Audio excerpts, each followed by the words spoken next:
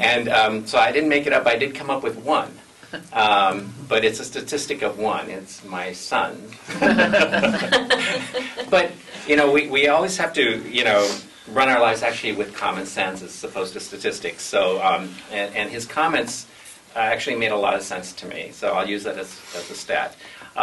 We met with some Indian tribes, urban Indians in Albuquerque, and he was with me. And in the discussion that I was having, which was much more formal like this, he had this side conversation during lunch with this really older man that was sitting a couple seats from me.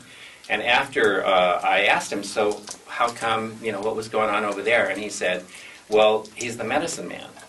And what was going on is that this medicine man in this urban tribe was telling him stories. And he said it was the most fascinating thing he's ever seen. You know, so he got these pictures of life and tradition and what's right and wrong from these stories that he was kind of recounting to me. And that the tradition in that culture is really to pass on that history and values and, you know, whatever through story. And then my son was with me in Hawaii, and we were meeting with Native Hawaiians. And in Hawaii, the whole issue on information and whatever is to talk story. So when I would give them stats, they really didn't pay any attention. They wanted the stories.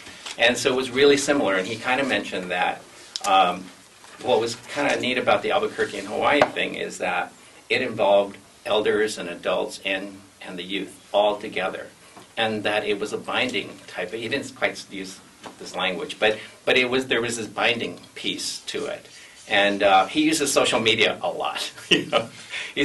But he also realized that the role that really the personal storytelling really plays in all that. So that's my one, if you call it a stat.